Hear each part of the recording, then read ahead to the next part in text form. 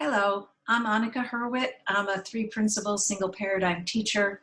For 25 years now, I've been teaching individuals and couples and teens and leaders about the principles and how to have a happy life and how to be successful. And I'm here to talk with you today about how self-criticism gets in the way of a happy life. And the reason I feel inspired to do this is because it's come up so much recently with clients I've been working with, and I've seen the severe damage that it does. These self-critical habits tend to get developed young, and like so many of our thought habits, they run unconsciously once we set them up. We don't remember ever telling ourselves it's a good idea to criticize ourselves, and I'm sure if somebody asked you if you thought it was a good idea, you would say no. But I'm going to talk about three people I've worked with recently and their journey of discovering just how self-critical they have been in the past and how it has actually led to severe and debilitating anxiety and depression, which looked to them like it was coming from outside of them. So just a quick review. The three principles were discovered by Sydney Banks in the 1970s. The three principles are mind, consciousness, and thought, which is not on this diagram. And what they demonstrate is that there's a formless energy with a deeper intelligence, which we call mind. There's a principle called thought, which powers up our capacity to think. And then consciousness makes us aware of our thinking via our feelings. The single paradigm, which these principles have revealed, demonstrate that while the principles show that we're always feeling our thinking in the moment, we're constantly getting pulled into the illusion that something other than thought in the moment is causing our feelings. So, for example, somebody hits your car, you come out from the grocery store, you see the dent in your car and you feel upset. It looks like the dent actually put upset inside you, but there's no causal link between the car and your feelings. The only causal link to our feelings is thought in the moment, but it's so fast and it's invisible that we don't see ourselves thinking, oh no, who did that to me? How much will it cost? Why didn't they leave a note? But we feel all of those feelings, and this is going on 24/7. And so the miraculous gift of these principles is that they awaken people to the true source of your feelings. And when you realize on a regular basis that nothing on the outside can put a feeling in you, you awaken to the true nature of your psychological life. And it puts you on a path of spiritual evolution, because principles are spiritual in nature. They're not invented, they're discovered. And we realize on this journey that we are part of a spiritual system, feeling our thinking every moment of every day. So what I want to say about self-criticism, I was working with someone, very high-functioning woman, a leader in her field, someone who stopped some major ecological damage going on in her state single-handedly and received a global award. It's a very powerful woman. But when she came to me, she was very anxious, extremely anxious and depressed. And so we did a 4-day intensive, which is just an intensified way of learning the principles that's very impactful. And in the process of my teaching this person the principles and the single paradigm, the single paradigm, again, is the realization that your feelings are your GPS system, showing you constantly when you get pulled into the illusion that something other than thought in the moment is causing your feelings. And those feelings are ones such as insecurity, doubt, fear, anger, anxiety, etc. And those feelings are your wake-up call to realize you're out of alignment with the principles that govern your psychological health and your spiritual evolution, in the same way that gravity governs your physical balance, There's feeling indicators that show you when you're losing your physical balance. Also, ones like insecurity, fear, anxiety, stress, and they're your wake-up call to realign with gravity, to realize your capacity to balance with gravity. Our capacity to balance with pre-existing principles is so innate that it can't be taught, it can only be pointed out. So it's the same with these psychological and spiritual principles. When you realize that you're in the illusion that something outside you is putting feelings in you, it's your wake-up call to look to realign with how your brain actually works, which is you're feeling, you're thinking in the moment. To the degree that you have that realization, that's the degree to which you will settle down, get calm, get present, because mental presence is our default setting. When we're not filling our head with anxious and stressful thinking, we are in the present without meditation, without techniques. So to the degree that you have this realization is the degree that you come back to the present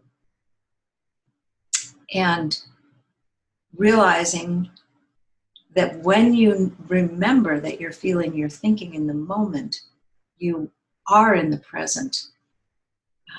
Gives you a lot of motivation to be here, as well as all the wonderful things that emerge from the present, like love, security, joy, well-being. For me, one of my favorites is inspiration, the creative flow that comes through me constantly, as long as I'm in my alignment, and connection with other people, which is perhaps the greatest source of joy.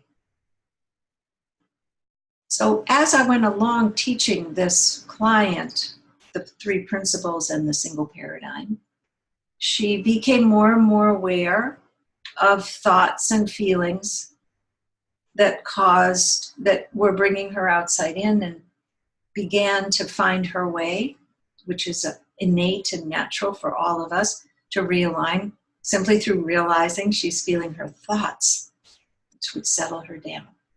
But the more we went along, the more obvious it was that she had a ferocious self-critical habit.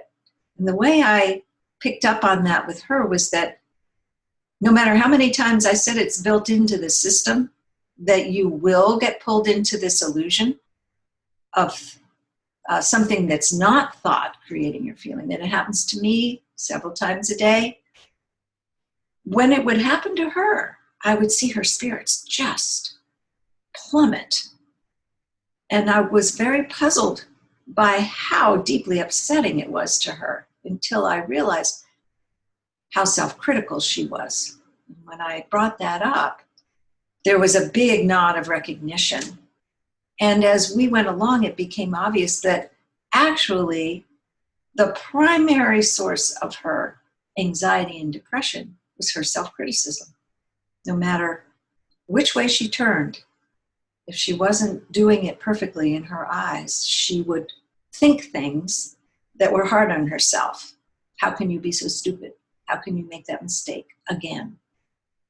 But this was a habit she had developed so long ago. She didn't know she was doing it. She didn't hear herself doing it. It just looked like life. When you make mistakes, you feel bad. That's how it looked.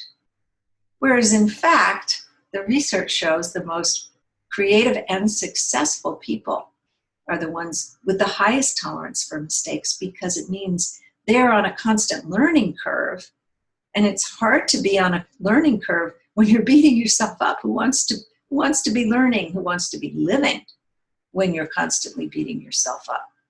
But thought is so tricky and so fast and so powerful that it really looked to her like life was beating her up, until she saw this self-critical habit. Now I'm going to say a little bit about what I've been observing with my clients with these ferocious self-critical habits that keep kind of rearing their ugly heads. I encourage you, once you discover this for yourself, should that be the case, to put it on what we call both sides of the diagram. wherever it looks like your feelings are coming from would be on the right side, like let's say losing a job, and then realizing what you're really feeling is you're thinking in the moment about losing the job, because that's a fact. Can't feel the job. And that in itself may be enough, not only to bring you back to the present, but to begin to unwind the self-critical habit. But if it's not, some of my clients have found that their wisdom and common sense in the moment has brought them away to start to defeat the habit, just like they found a way to create it. Now, be very careful here, because as those of you who've been learning about the principles know, there are no techniques. And the reason for that, of course, is that we have 1 to 200 thoughts a day, and everybody's thought world is unique. So no technique applies to everyone. Most techniques only apply to a small amount of people for a short amount of time, because we're always changing and evolving.